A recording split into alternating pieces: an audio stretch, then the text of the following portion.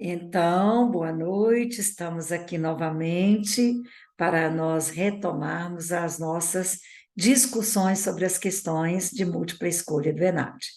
Eu havia pensado em fazer 7 questões na primeira gravação, no nosso primeiro vídeo, mas eu resolvi fazer 6 e agora vou fazer mais 6. Então, eu vou dar continuidade com uma questão 7, tá bom?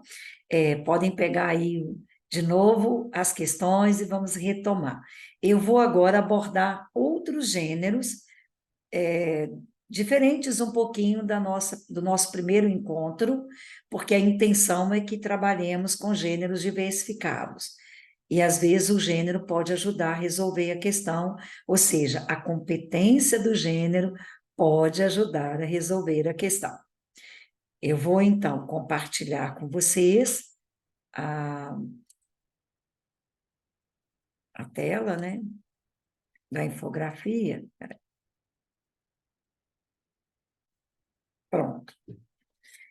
Vamos, a partir da questão 7 abordar um gênero que até então nós não havíamos discutido sobre ele, é a infografia. Não sei o que vocês conhecem sobre infográficos, mas é importante deixa eu pegar o primeiro texto, nós contextualizarmos um pouquinho o que é infográfico. A questão dá uma amplitude assim, do assunto, que é hidrogéis, que são materiais polímeros em forma de pó, fala um pouquinho sobre isso e já propõe a questão. No infográfico abaixo, explica-se como os polímeros naturais superabsorventes, quando misturados ao solo, podem viabilizar culturas agrícolas em regiões áridas.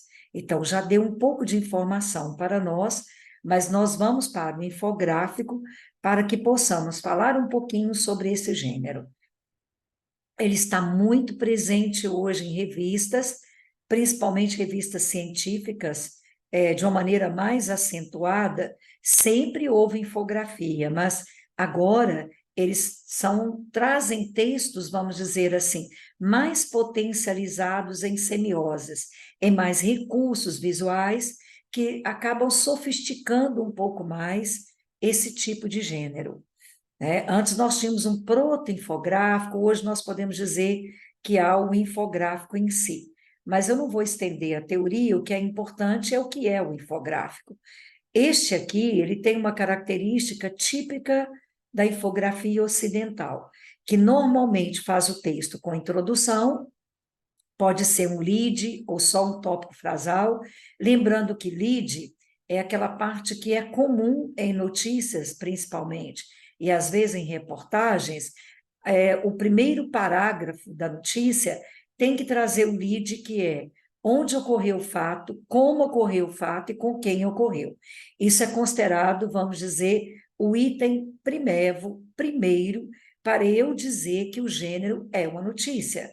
Sem que haja isso, dificilmente eu vou afirmar que o gênero textual é uma notícia. Ele tem que apresentar esse lead. Aqui não é um lead, porque é só um tópico frasal, uma introdução curta. De um modo geral, nós percebemos que os infográficos enciclopédicos, que é um tipo de infográfico, eles fazem uma introdução mais curta. E quando se trata de um infográfico específico, como nós chamamos, que são aqueles que abordam temas diversos, assuntos contemporâneos, mas que não têm o viés científico como enciclopédico. Então, são duas funções. Ou ele aborda o campo enciclopédico, vamos dizer, o campo do logos, do conhecimento, e o outro pode estar situado dentro de um campo da doxa, que é o senso comum, as temáticas contemporâneas, e ele pode se apresentar em forma até de uma reportagem infográfica.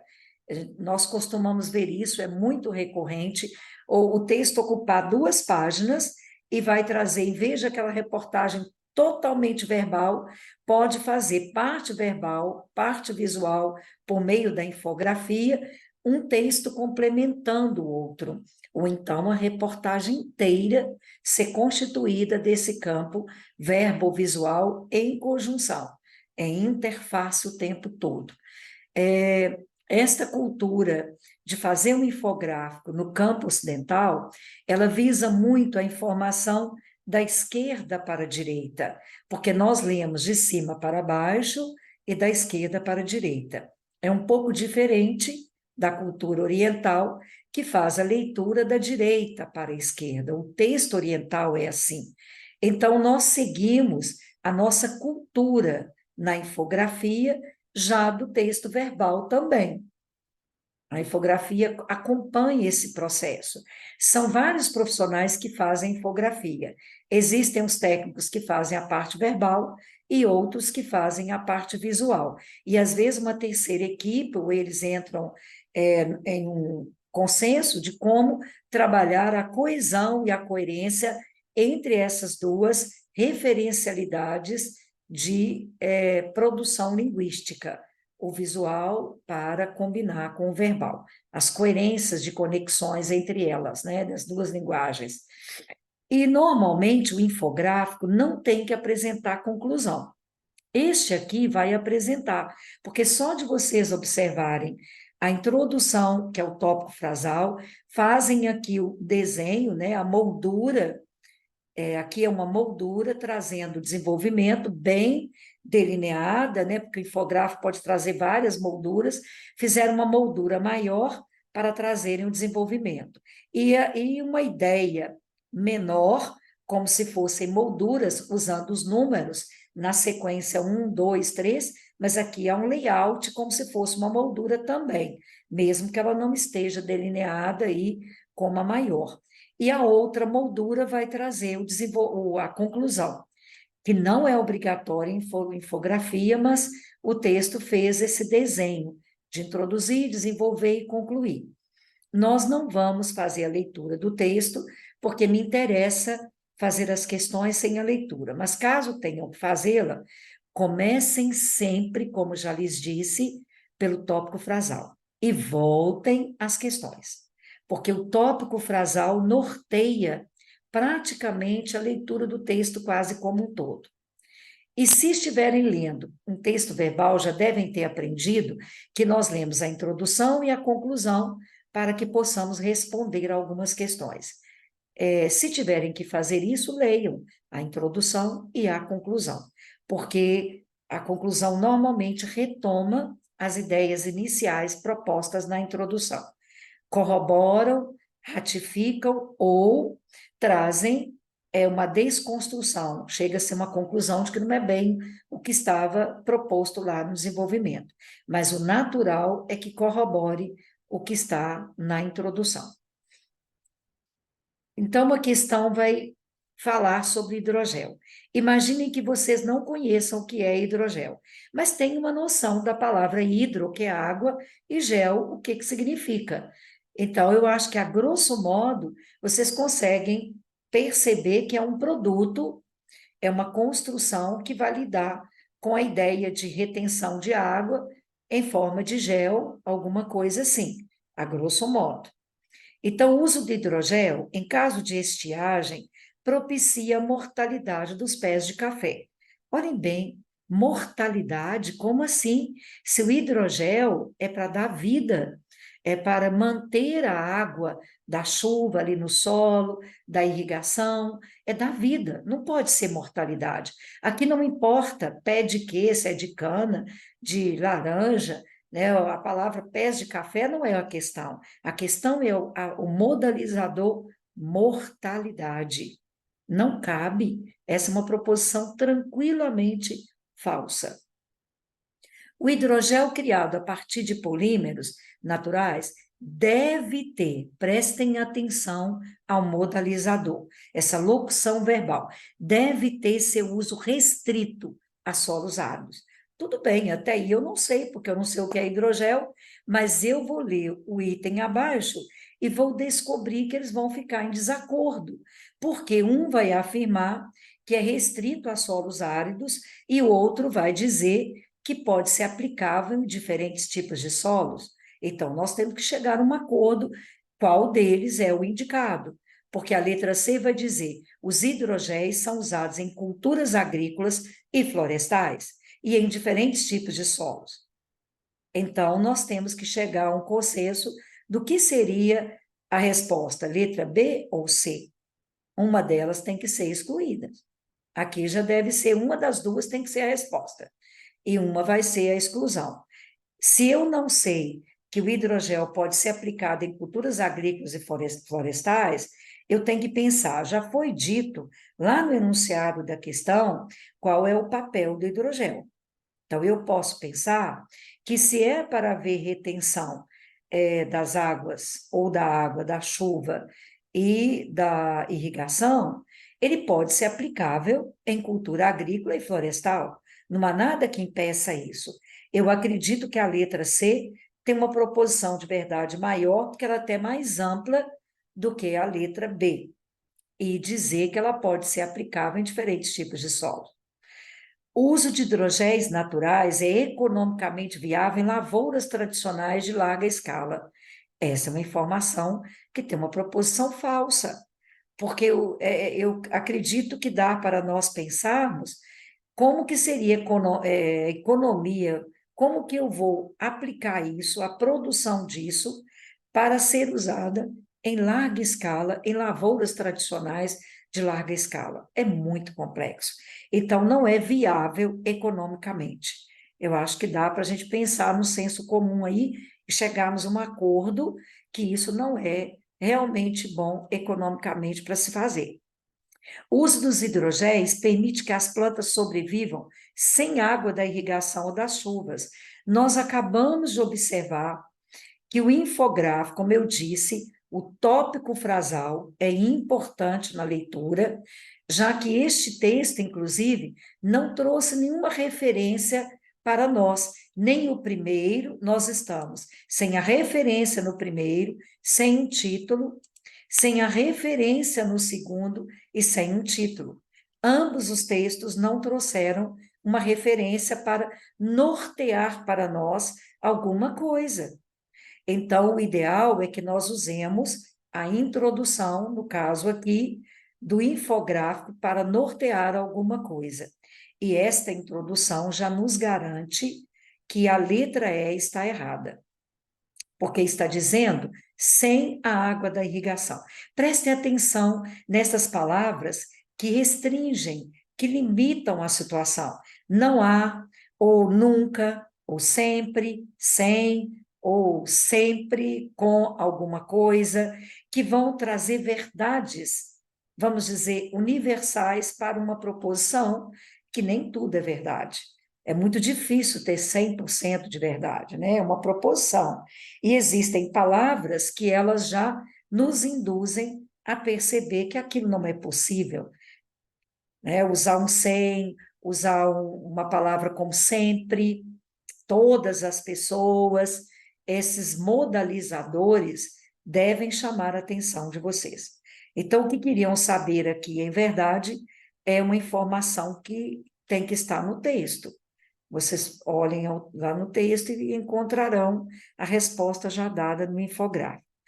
Então, eu acho que aqui, a partir das informações apresentadas, a opção mais indicada, e que é o gabarito, é a informação de que os hidrogéis são usados em culturas agrícolas e florestais e em diferentes tipos de solo. A letra C é a mais lógica de nós pensarmos, considerando o que seria o hidrogel. Mesmo que vocês não tenham conhecimento prévio do que é, eu acho que as opções nos orientam a construir esse conhecimento prévio. Eu acredito que sim. Sobre o que é hidrogel, na própria questão, nós já conseguimos mais ou menos ter uma noção das opções e também do tópico frasal do infográfico. Vamos agora para a questão 8. A questão 8 vai trazer uma abordagem que eu já disse a vocês, que ela é recorrente nos concursos hoje, que é a questão do desenvolvimento sustentável, os objetivos, porque hoje o assunto bem importante é a sustentabilidade do planeta. Ainda mais que é uma prova para nível superior. Mais do que nunca, verificar se vocês estão preparados para atuarem no mercado de trabalho, considerando todas essas temáticas complexas que estão em evidência e todas elas acabam desembocando na ideia do desenvolvimento sustentável e da qualidade de vida, que é tudo hoje que nos orienta em termos de temáticas. Nós não vamos ler o que é desenvolvimento sustentável, os objetivos, vamos diretamente ao infográfico que está aqui. Então, a prova apresentou 2 infográficos. O primeiro, de origem ocidental, ou seja, aquela linha de começar da esquerda para a direita, lembra muito a estrutura de um texto verbal, organizadinho, sem quebras. Este aqui não. Este é uma tendência de orientação do mundo oriental, porque os infográficos do Oriente, eles normalmente não seguem essa lógica da esquerda para a direita, porque eles não leem assim. Então, eles tendem a fazer infográficos predominantemente em que a varredura do olho vai para o centro do texto. E é isso que vai acontecer, e nós chamamos, às vezes, a grosso modo, assim, numa linguagem menos técnica, vamos dizer assim, de mandalas. São os infográficos em forma de mandalas. Eles trazem essa ideia circular. Se não fosse um texto como este, que tem uma organização diferente, vocês podem ler começando do centro e no sentido horário, da direita e vão depois para a esquerda, que é o mais convencional. Este aqui não seguiu essa lógica, porque a intenção do infográfico é separar, como se fossem lâminas aí, os 3 segmentos, ou os 3 campos da subdivisão dos objetivos sustentáveis. O primeiro ligado à economia, o segundo à sociedade, o terceiro à biosfera. Então, eles colocaram organizados sem uma sequência lógica, que eles são numerados, o objetivo 1, o objetivo 2, e assim vai sucessivamente. Eles não estão numa ordem lógica, de forma alguma, estão aleatórios, mas eles estão divididos por cada campo aí dos desenvolvimentos sustentáveis, vamos dizer assim. Então, a partir dessa leitura inicial, que apresenta, faz um preâmbulo, não é um texto com referência, este aqui já apresenta uma referência, vocês podem observar aí que é .org. Então, é aquela lógica que eu já comentei e não vou ficar desgastando vocês de comentar novamente. É observar que a intenção é informação, maior a intenção. Então, vamos para a questão. Considerando os objetivos aí, devem ser implementados por meio de ações que integrem a economia, a sociedade, a biosfera, avalie as afirmações a seguir. Eles já disseram que o propósito dos objetivos sustentáveis, os objetivos do milênio, devem ser implementados por meio de ações que integrem a economia, a sociedade e a biosfera. Mesmo que vocês não tivessem visto o infográfico, a informação foi recuperada pelo próprio enunciado. Então, não era necessário que vocês visualizassem a distribuição dos, vamos dizer assim, das imagens dos objetivos daquela forma como fizeram, em forma, assim, do texto em mandala, mas separados, agrupados por cada um desses 3 campos. O capital humano deve ser. Vocês observaram que eu tenho chamado a atenção sobre essas formas verbais, chamadas de locuções, que trazem a modalização de um tom de proposição firme, é algo que é imperativo de se fazer, não é uma hipótese. O discurso hoje é este: deve ser capacitado para atender às demandas por pesquisa, inovação em áreas estratégicas para o desenvolvimento sustentável. Eu acho que vocês também podem considerar uma proposição de verdade. Sem o capital humano potencializado, nós não conseguiremos manter sustentabilidade, porque é o capital humano que vai gerenciar isso tudo. Eu acho que conseguimos saber que é uma verdade. A padronização cultural dinamiza a difusão do conhecimento científico e tecnológico. nós podemos pensar assim, puxa vida, como assim? Padronizar? Vocês diriam bem no coloquial, como assim? Né? Eu vejo os jovens dizerem normalmente, como? Fazerem essa pergunta até em voz alta.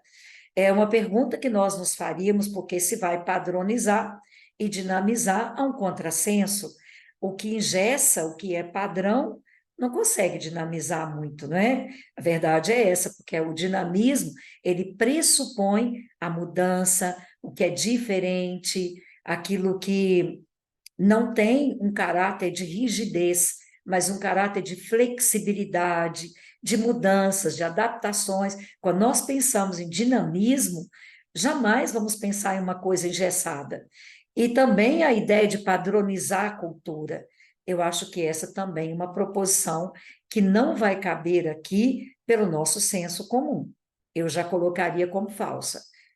E a número 3, os países devem incentivar de novo outra locução verbal imperativa, determinando o que nós temos que fazer. Devem incentivar políticas de desenvolvimento do empreendedorismo e de atividades produtivas, com geração de empregos que garantam a dignidade da pessoa humana. Sem dúvida. O que mais se busca é a qualidade de vida, a dignidade humana e a sustentabilidade do planeta. Mas nós não podemos pensar sustentabilidade sem que o homem esteja numa condição de dignidade. Eu acho que tudo que envolve sustentabilidade vai passar por esse, ou perpassar por este viés. Então, eu acho que já dá para vocês terem uma noção de que há dois itens que são verdades e um item que é uma proposição falsa. Nós vamos considerar que o item 1 e o item 3 são pertinentes dentro de qualquer leitura que se faça sobre os propósitos dos objetivos do milênio, ou como foram chamados aí, pensar a sustentabilidade. Eu acho que não precisa de muita leitura para que nós possamos chegar a essa conclusão. A próxima questão, 9, ela também vai trazer dois textos. Já dá para vocês, ao chegarmos até aqui, perceberem que é típico da prova comparar dois textos, porque eles querem trazer um referencial maior de gêneros textuais, mesmo que o gênero não contribua muito para a leitura ou resolução da questão. Ele pode simplesmente trazer uma forma de apresentar uma questão interessante para o candidato, torná-la mais interessante para o candidato, do que aquela questão mais expositiva e você já tem que dar a resposta. A leitura do gênero pode favorecer para acrescentar conhecimento, como eu já disse, uma prova que interage com o leitor, uma prova que vai cobrar o conhecimento de vocês, mas também vai trazer muito conhecimento de gênero, de contextos contemporâneos, de reflexões, etc. Pensem aqui a referência. A primeira referência já vai nos dizer muitas coisas. Olhem os modalizadores. Ciclovias ajudam a humanizar o espaço urbano. Nossa, nós já sabemos praticamente tudo sobre esse texto. Quem não sabe sobre a importância de ciclovias para humanizar o espaço humano? E o que é humanizar o espaço humano? É trazer condições para que o homem tenha mais dignidade, mais qualidade de vida, tudo que eu falei da outra questão. Se ele tem um espaço para ele se locomover, melhora também a circulação no trânsito e todas as outras ações que vão contribuir para melhorar essa qualidade de vida, a mobilidade urbana, o exercício físico, a saúde e, lógico, a economia no bolso, porque se eu posso andar de bicicleta, eu vou economizar o carro. Se não há um subte, como chamam aqui na Argentina, ou se não há um metrô, eu posso contar com uma bicicleta, é muito bom.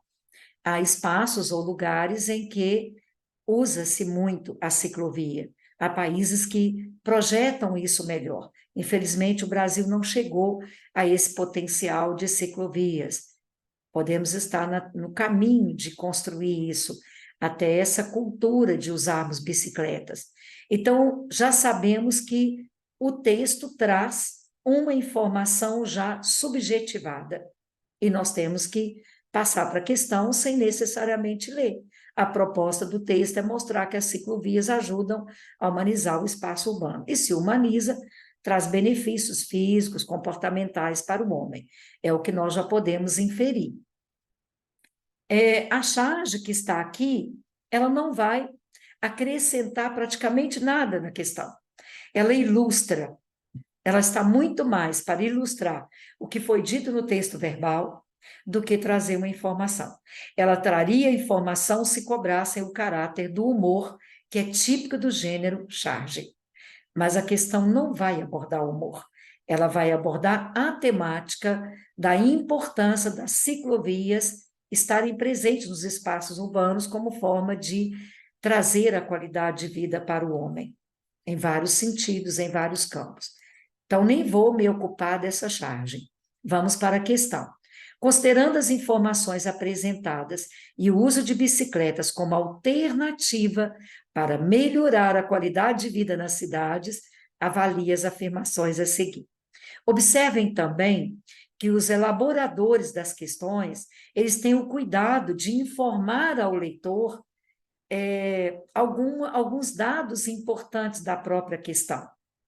Por isso é que ler primeiro as opções é interessante, porque antecipam o tempo todo o tema, a abordagem, às vezes até restringem já o que é o campo do assunto.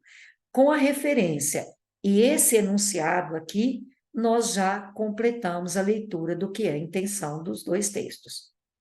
Aí vem, dado que as bicicletas são veículos que ocupam pouco espaço na malha viária, prescinde-se de investimentos públicos. Primeiro, essa expressão, dado que, ela significa causa. Visto que, já que, quando não souberem uma conjunção ou uma locução conjuntiva como esta, tentem trocar por outra que vocês conhecem. Seja coloquial, seja padrão, o importante é que entendam a frase. Aqui se está apontando uma causa. Devido a, por causa de, visto que, já que as bicicletas são veículos que ocupam pouco espaço na malha viária, consequentemente, prescinde-se de investimentos públicos. Igual aquela primeira questão que nós fizemos, são dois fatos, um fato causa, outro fato consequência. O fato causa, ele é verdadeiro.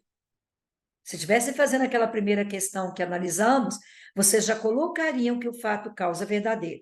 Mas a consequência, o efeito, não é real, não é verdadeiro, é falso. Né? O item aqui é falso, essa parte aqui, prescinde-se de investimentos públicos. Claro que necessita de investimentos públicos. Lembrando que prescindir significa não necessita. Então, se cobrou do candidato não só o raciocínio lógico entre causa e efeito, mas o sentido da palavra prescinde-se. Às vezes, um único vocabulário, um emprego de uma palavra pode nos impedir de avançar. E se o candidato não sabe o que é prescinde, ele tem que partir para o item 1 e para o item 3, e não ficar preso isso aqui por enquanto. E sem ler o texto ainda. Mas prescindir não necessita. E no senso comum, nós sabemos que, para se construir uma malha viária, é obrigatório que haja investimento público, porque isso é de competência ou da prefeitura, se ela tiver verba e assumir que é ela que vai construir, ou do Estado, ou o órgão federal que vai fazer isso aí. Mas não é de competência de empresa privada, muito menos do cidadão, a sociedade civil fazer isso. Pode ser que uma empresa privada queira contribuir com a sociedade e até faça em algum espaço, em alguma cidade, em algum local, mas não é competência de ela fazer essa estrutura. Então, já sabemos que aqui é uma proposição falsa. O uso das bicicletas como meio de transporte contribui para a melhoria da qualidade de vida nas grandes metrópoles. Dá licença, eu vou tomar uma água aqui, já estou com a garganta um pouco irritada, porque eu dei aula ontem um pouquinho, dei aula hoje, e aí o tempo também hoje mudou aqui, está meio esquisito, uma hora esfria, outra hora esquenta, então eu tenho que tomar muito líquido, senão a garganta falha mesmo, né, o tempo todo. Então, aqui vocês veriam que já vai dizer uma proposição de verdade até a vírgula. E aí coloca a justificativa, pois elas não emitem poluentes, além de esse uso proporcionar a prática de atividade física. Então, nós temos, de novo, relação de causa e consequência. Como elas não emitem poluentes, além de esse uso proporcionar a prática de atividade física, nós podemos inferir que o uso das bicicletas como meio de transporte contribui para a melhoria da qualidade de vida das grandes metrópoles. Vejam que os itens, tanto 1 quanto 2, eles foram montados com a causa e efeito. O 3, a partir da Segunda Guerra Mundial, durante o governo da Alemanha nazista, o uso da bicicleta como meio de transporte tornou-se eficaz e passou a prevalecer nas cidades europeias. Aqui uma competência de conhecimento sobre o assunto que normalmente os candidatos não vão deter, não necessariamente. Então, este é um item que obrigatoriamente nós teremos que ir ao texto para verificar se isso ocorreu realmente na época citada, que é o governo da Alemanha nazista. Eu acho que um candidato não vai ter essa informação tão precisa na hora da leitura. Mas vejam que montaram a questão com o item 1 e o item 2 com proposições de verdades no nosso senso comum.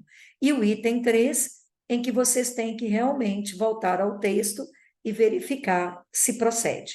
Vamos, então, ao texto verbal e verificaremos se essa informação está lá. Sempre vamos ler o tópico frasal.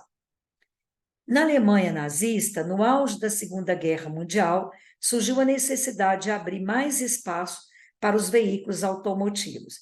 O tópico frasal ele vai até o ponto final, ou a exclamação, interrogação ou reticências.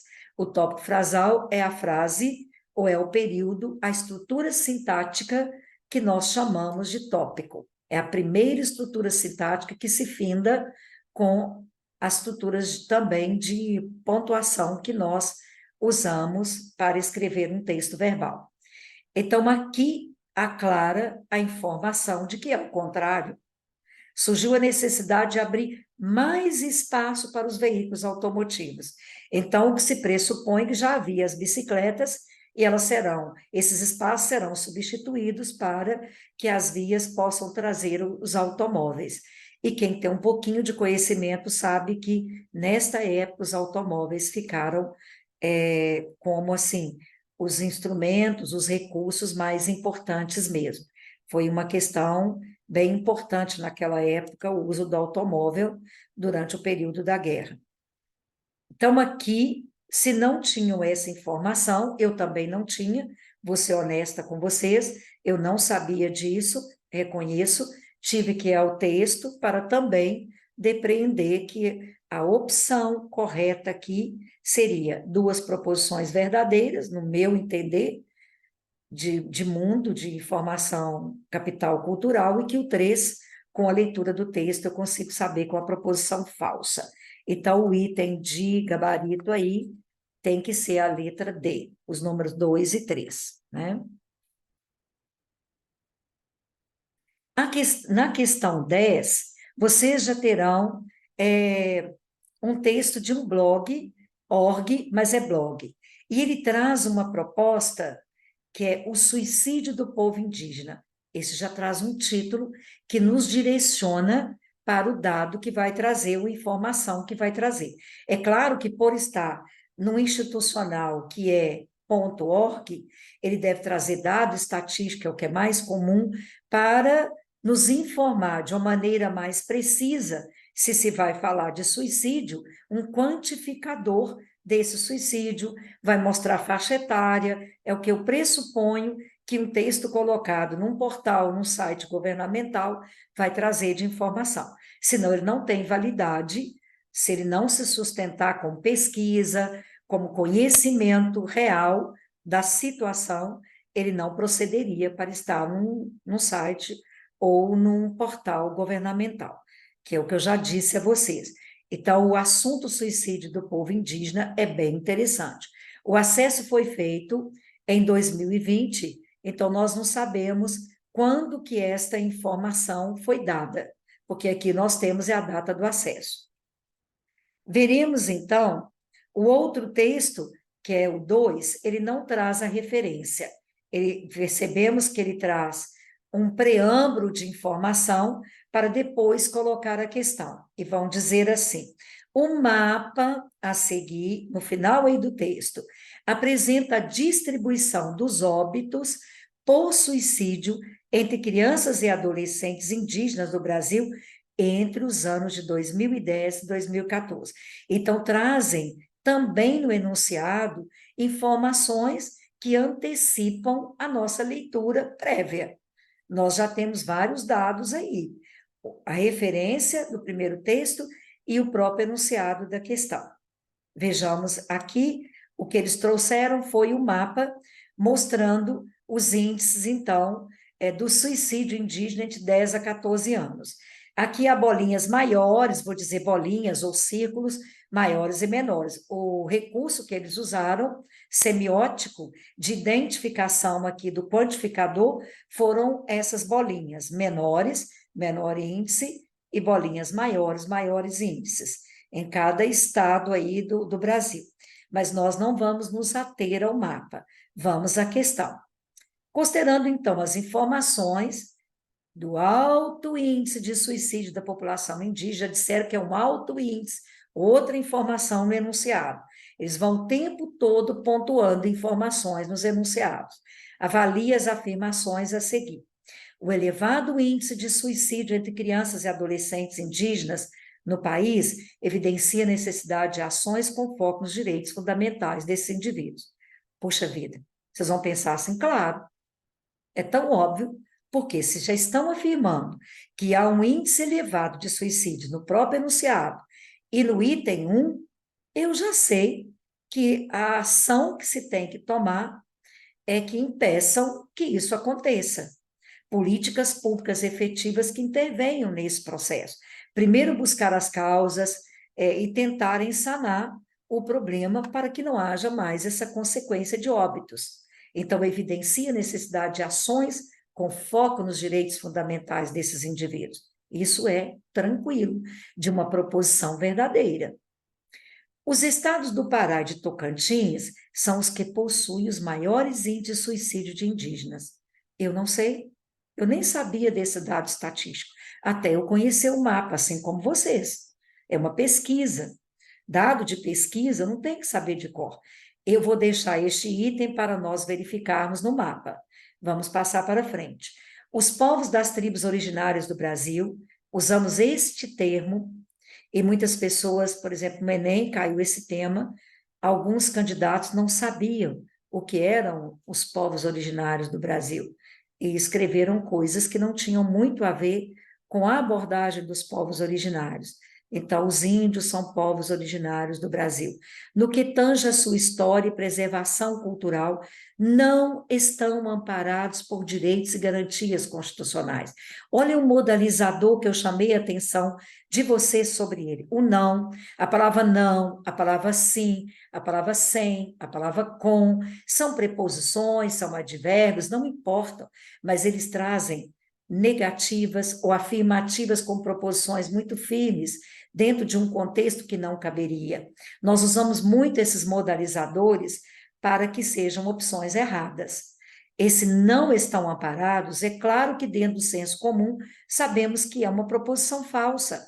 A Constituição de 1988, que se chama Constituição Cidadã, ela trouxe um novo perfil, vamos dizer assim, uma nova etapa para a vida dos índios no Brasil, porque até antes da Constituição, eles eram considerados fauna e flora.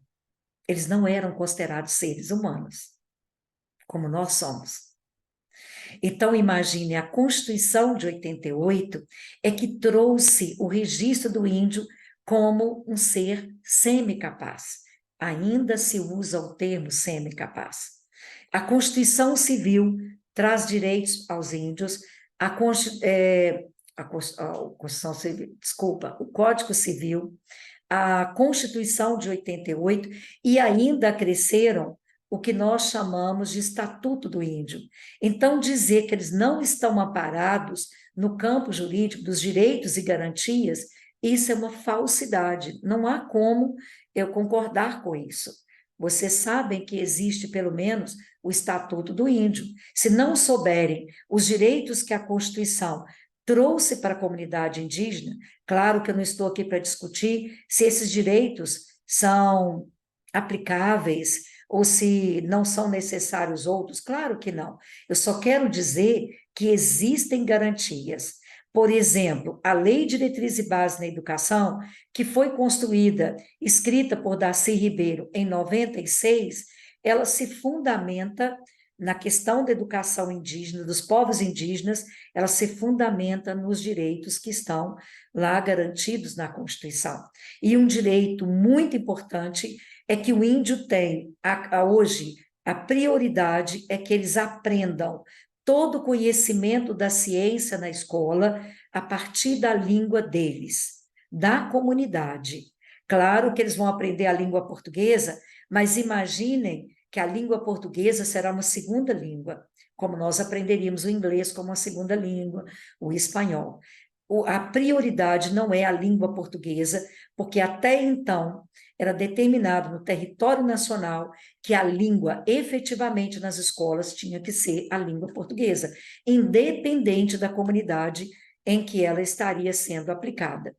E a Constituição compreendeu de forma diferente, porque nós temos que preservar a cultura, preservar a língua, porque hoje contabilizadas não passam de 300, eu não sei dizer o número certo, porque cada teoria coloca às vezes um número, mas nós sabemos que não ultrapassam 300 línguas, e na época em que os portugueses chegaram ao Brasil, há registros de 1.500 línguas, aproximadamente, porque isso não é um dado tão seguro assim, mas nós podemos entender que a intenção, ao se colocar isso na Constituição, é a preservação dos povos indígenas com tudo que envolve o cultural e o mantenimento deles por meio da língua, porque a língua é que constrói a identidade de um povo, é o primeiro processo. Então, nós não podemos dizer de forma alguma que eles não estão amparados. São várias outras situações de garantias, mas eu vou citar pelo menos esta para que vocês possam usá-la como conhecimento de mundo. E, claro, nós vamos ver que o estabelecimento de ações preventivas ao suicídio nas comunidades indígenas deve considerar, vejam de novo a modalização, os elementos globais que afetam a população em geral na faixa etária entre 15 e 20 anos. Bom, então agora nós temos que pensar aqui se realmente é nesta faixa etária, porque há dois itens que situam faixa etária, o item 2 e o item 4. Estas informações só podem ser consolidadas nos textos, porque eles vão trazer dados estatísticos, e se nós não sabemos, temos que procurá-las lá nos textos. Mas é importante que já tenhamos de antemão aquilo que nós consideramos como proposição de verdade, certo? Até agora nós temos aí.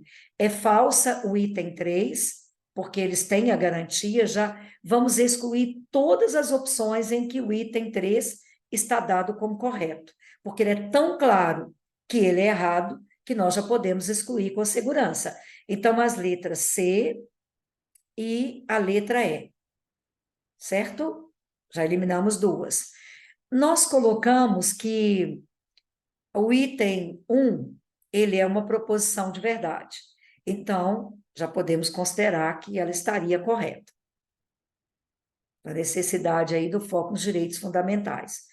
Vamos conferir o item 2, que estão dizendo que os estados do Pará e de Tocantins são os que possuem os maiores índices de suicídio indígenas na faixa etária que está lá no mapa, que é de 10 a 14 anos. Vamos observar no mapa.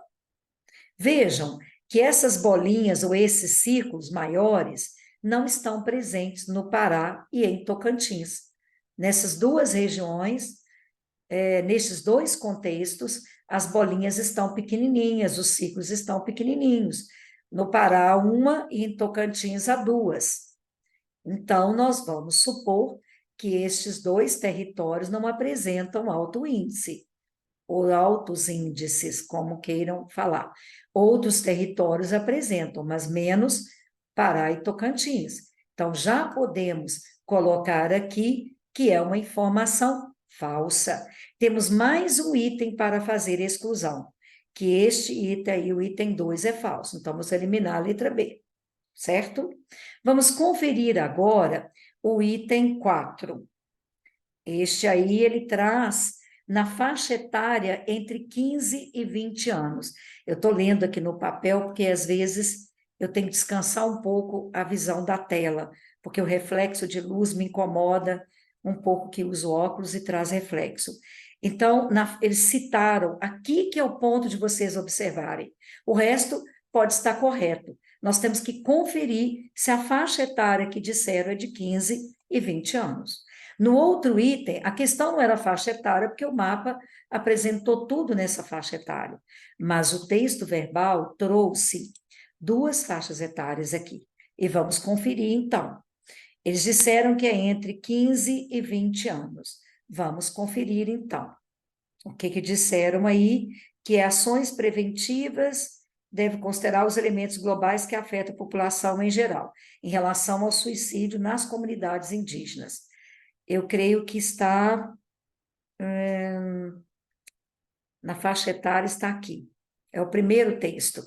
Eu vou ler junto com vocês a parte em que isso se apresenta. Não vou ler o texto todo. Está assim: destes registros, são suicídios de crianças e adolescentes entre 10 e 19 anos. Esses dados contrastam com o panorama nacional, em que o maior índice é entre adolescentes e adultos de 15 a 20 anos.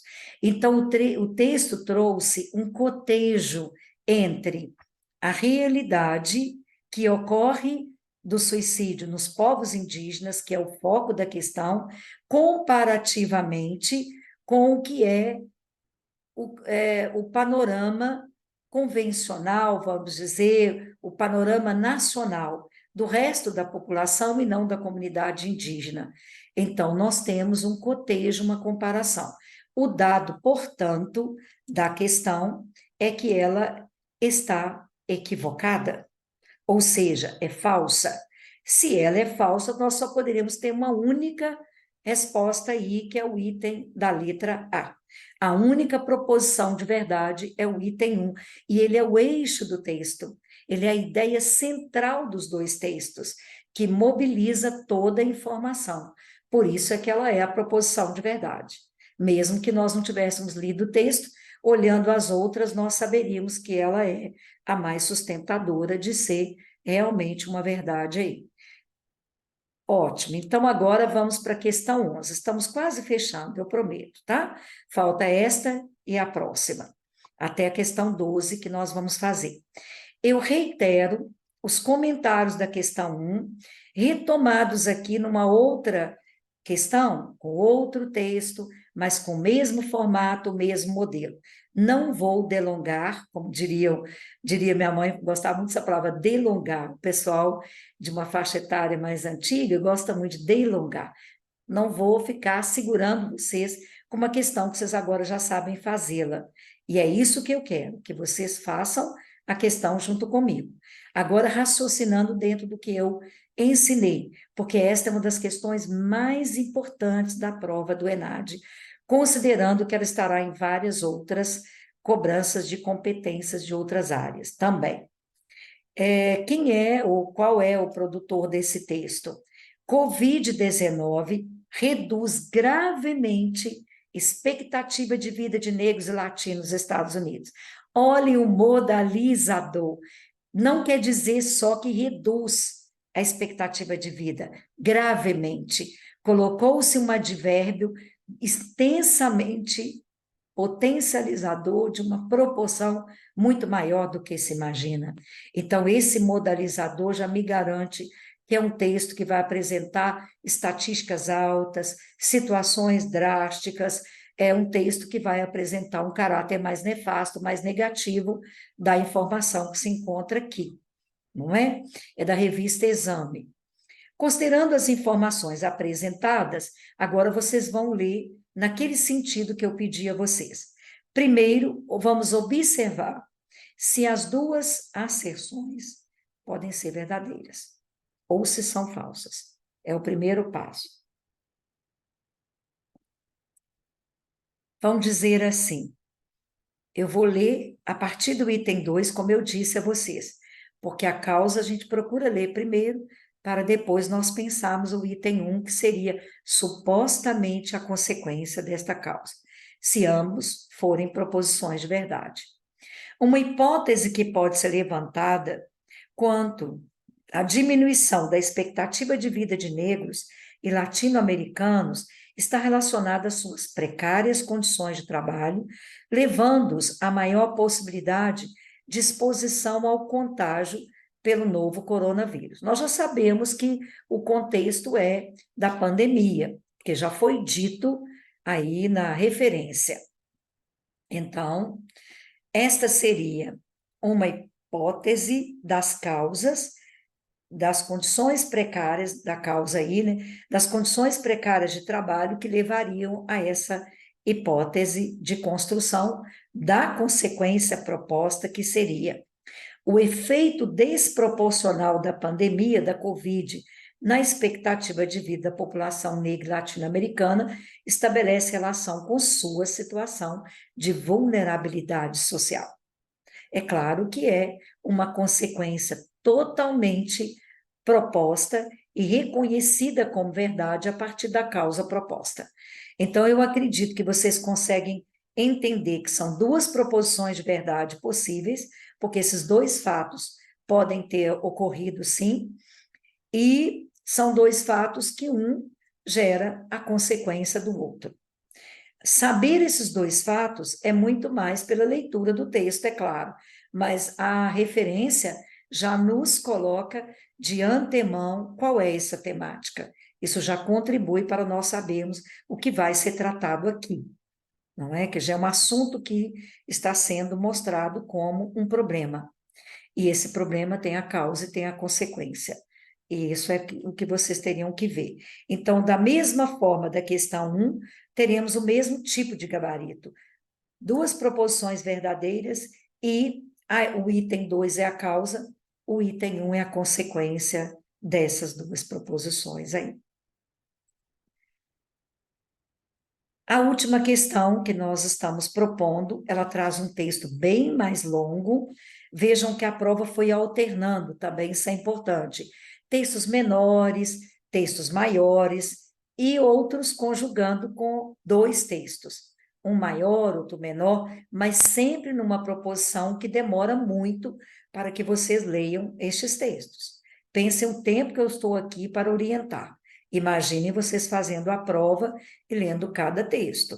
Vamos olhar a referência.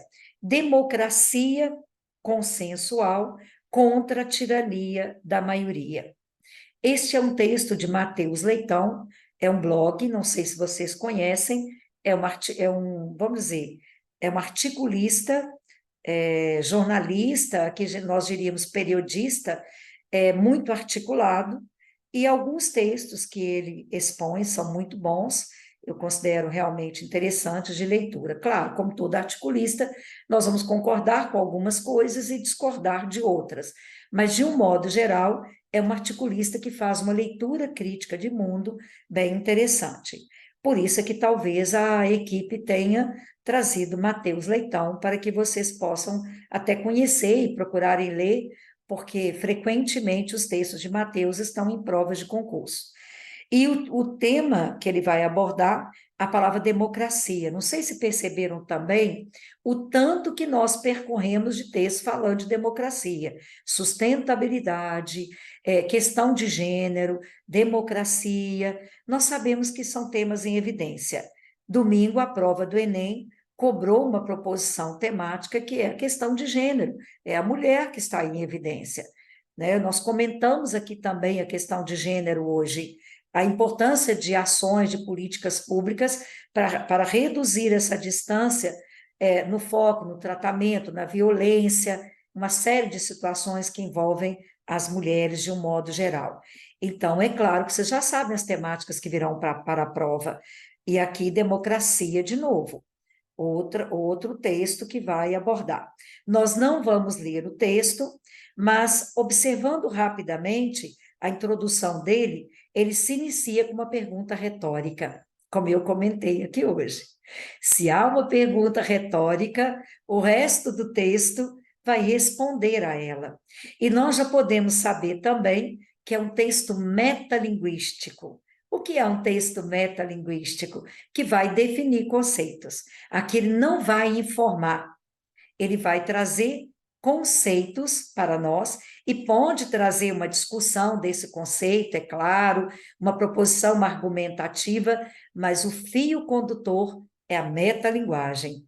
Porque se faz uma pergunta como esta, o que é democracia? Ele vai responder a este conceito do que é democracia, sob uma perspectiva teórica, do campo do logos, ou uma perspectiva de vivência, o campo da doxa, que é o senso comum, não sabemos, mas é conceitual. É provável que seja no campo do logos. Existem conceitos tranquilamente instituídos do que é a democracia. E aí nós vamos então para a questão. A partir dos argumentos expostos no texto, avalie as afirmações a seguir. O bem comum, a ser estabelecido por um governo democrático, nem sempre está associado às opiniões da maioria do povo. Bom, vocês podem até pensar que isso não é um senso comum, mas é um conhecimento técnico, vamos dizer, um conhecimento teórico que vai dizer que sim, que um governo democrático nem sempre está associado a opiniões da maioria do povo, porque há tipos, né, em que ele não estaria interligado a isso, a concepções. Se vocês buscarem no conhecimento de mundo que vocês têm, com certeza, pensem lá, um escritor que é Maquiavel, quando ele escreveu O Príncipe e falou do trabalho do principado, de um governante, dizem que ele construiu uma máxima, que não se sabe se realmente é dele, há uma inferência que seja dele, porque ele abordou a temática na perspectiva do que a máxima traz. Ele disse que os fins justificam os meios. Uma ideia parecida de que, às vezes, nós praticamos ações, um governante vai praticar certas ações que não vai atender ao coletivo como um todo, a maioria do que o povo espera que ele faça, ou atender a ação que contemple a maioria da população. Às vezes ele vai agir para atender um número menor. Então, os fins podem justificar os meios. Dessa forma, não é uma verdade construída numa ciência, mas é tomada como uma proposição governamental por alguns, que às vezes as decisões têm que envolver situações em que algumas pessoas ficarão prejudicadas para favorecer um grupo maior. Isso acontece até em filme, que a gente vê muito sobre as ações de certos presidentes diante de sequestros de aviões ou sequestros de pessoas, qual é a ação que ele vai tomar? Que atitude ele vai tomar diante disso? Que às vezes são bombas que vão colocar todos em um processo de alerta de que todos podem morrer. Como decidir sobre isso? É uma coisa complexa, não é? As nossas experiências aí de películas, de filmes, podem nos ajudar neste contexto. Então, eu acho que é uma proposição verdadeira. A democracia consensual é caracterizada pelo consenso a ser alcançado entre situação e oposição nas decisões governamentais. Bom, eu não sei. Eu posso buscar esse conceito, porque eu decididamente não sei o que seria democracia consensual. Quando eu li esse texto é que eu aprendi. E talvez a maioria que está me ouvindo vai aprender a partir do texto, porque essa situação mais técnica de conceitos. Primeiro, nós sabemos muito o que é democracia, uma situação mais ampla, no conceito que veio até nós mais amplo. um governo para o povo, do povo, esses conceitos aí que são já chavões. Agora, saber o que é uma democracia consensual, teoricamente, eu não domino. Então, eu tenho que ler no texto. Vou passar para frente. Circunstâncias políticas de polarização, marcadas pela alta competitividade e combatividade entre posições divergentes, caracterizam um modelo de democracia majoritária. Então, a palavra democracia majoritária, o que está de informação na frase me ajuda a conceber que é uma proposição bem garantida de verdade. Ela não é falsa. É o que pode acontecer, porque se é uma democracia majoritária, ela pode trabalhar com essa ideia aí de ser uma polarização, porque ela é majoritária, e marcada por alta competitividade. Podemos inferir que isso vai ocorrer, né? Então, até aí eu vou deixá-la em stand-by e vou passar para frente. A outra vai trazer democracia consensual, de novo, o conceito de democracia consensual. Dois conceitos do mesmo objeto. Pressupõe que a situação política no poder considere em suas decisões as necessidades das minorias no sentido de governar para todo o povo. Então, se há dois conceitos do mesmo objeto, um deles tem que ser o que está correto e o outro tem que estar errado, porque eu não posso colocar dois conceitos em que um não tenha uma, vamos dizer, uma afinidade com o outro, e não haveria necessidade de dois conceitos aqui. Se a intenção do texto é a metalinguagem, é definir, eu teria que ter um conceito, e não duas opções com conceitos do mesmo objeto.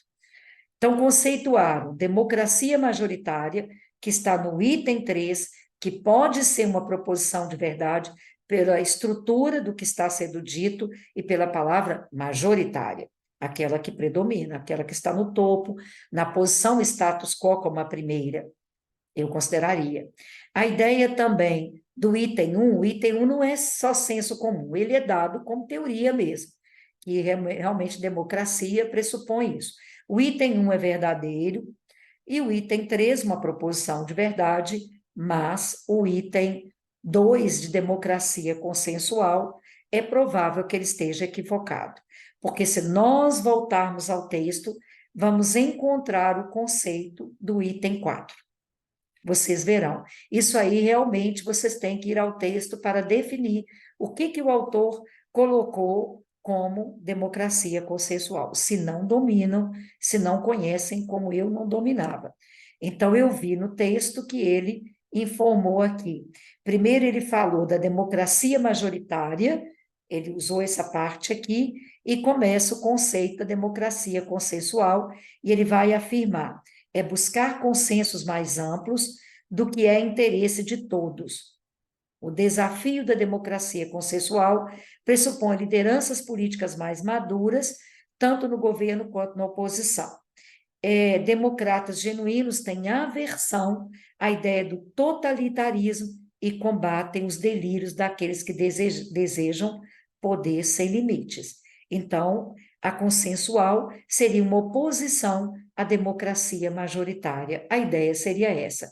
Só que nas duas, vocês têm que ter cuidado, porque todas duas trabalham com a ideia de consensual como algo de consenso, mas temos que verificar o que o texto apontou como que seria esse consensual. Por isso que só definem com a leitura mesmo, não há outra forma. Então, o gabarito será a letra D, que vai colocar aí o item 1, o item 3, o item 4, como proposições de verdades, as que estão aí e as outras que seriam falsas, tá bom? Nós fechamos, então, este nosso trabalho e eu gostaria de agradecer a vocês, mas vou parar o compartilhamento e voltar para a tela, assim, mais ampla, né, com a minha imagem, de agradecer essa oportunidade de trazer a vocês essa, vamos dizer, essa forma de, a partir de uma prática, nós melhorarmos essa competência de resolução de questão fechada. Mas não é só isso, que nós também possamos melhorar as nossas leituras de texto. Então, recapitulando, leiam textos buscando o campo discursivo a que ele pertence, porque é a partir do campo que nós definimos a intenção comunicativa, a ideia central, o item norteador desse texto. Procurem o gênero textual, as características principais deles, o que eles trazem como norteadores também. Se é um campo do humor, nós temos que buscar esse humor, a tira humorística. Como que eu leio uma tira humorística? Nós não lemos, porque não queríamos ler o texto, mas é importante que saibam que numa tira humorística, o humor contundente normalmente se apresenta no último quadrinho, porque ele tem que fazer uma quebra de expectativa. A narrativa vai se desenvolvendo, quando chega ao último quadrinho, ou ao penúltimo e o último, o produtor traz uma quebra de expectativa. Nós esperamos uma situação linguística ou de ação e vai ocorrer outra, diferente ou contraditória. Então, nós vamos ver que o humor se efetiva ali. A leitura de uma charge é importante também, considerando os elementos de humor, que figuras de linguagem estão presentes na construção do humor. São inúmeras figuras, mas principalmente a ironia, a metáfora e uma figura que nós chamamos de trocadilho. Hoje eu falei que estava estranha a construção vocal das duas palavras, porque elas constituem um trocadilho. O que é isso? Uma palavra lembra foneticamente a outra. E o trocadilho é construído com essa intenção de uma palavra lembrar foneticamente a outra para se construir a quebra, que é a quebra da expectativa. Pode ser esse o expediente. Então, se cair um texto de humor, prestem atenção. Ou se forem os quadrinhos, nos últimos quadrinhos, a quebra da expectativa. E em charge, em cartoon, não é necessariamente a quebra de expectativa que constrói o humor, são as figuras de linguagem que nós usamos, a retórica vamos dizer, da construção textual, que vai permitir que nós percebamos que se trata de um texto irônico, de humor, e qual é a intenção humorística que está em questão. Também observem de quem é este texto. Se for, por exemplo, de Maurício de Souza, como é o perfil dos textos de Maurício de Souza? Pensar o autor, o que ele quer veicular, quem é esta pessoa? Se for Quino, pensarem qual é o perfil de Quino. Lembrando que Quino não é brasileiro, ele é argentino, e Mafalda é uma personagem que se lembra uma criança, mas a cabeça de Mafalda é de uma mulher adulta, no sentido que ela denuncia questões que estão em evidência não só na Argentina, mas em qualquer lugar do planeta. Também tem uma visada de temas universais, não necessariamente localizados, embora Quino seja da Argentina. Nós temos que pensar numa perspectiva mais ampla, né? E a partir disso, então, vocês, olhando esses aspectos do gênero, do campo discursivo, observem a tipologia e olhem as referências. Vejam que isso ajuda muito. E considerem os conhecimentos prévios de leitores que vocês já detêm, as competências leitoras, que são as competências de conhecimento de mundo. Fiquem espertos na hora de responder, também observando os marcadores linguísticos, as modalizações, a forma como foi montada a questão, o cotejo entre dois textos, qual é o melhor para vocês lerem. O verbal é indiscutivelmente mais rápido do que o texto verbo-visual, que vai exigir muito mais competências leitoras de vocês, tá bom? Espero que vocês aproveitem o máximo disso, exercitem, tomem isso para a vida no uso da leitura. No mais, eu lhes desejo uma boa noite, que vocês façam boas provas, tenham bons frutos das aprendizagens aí.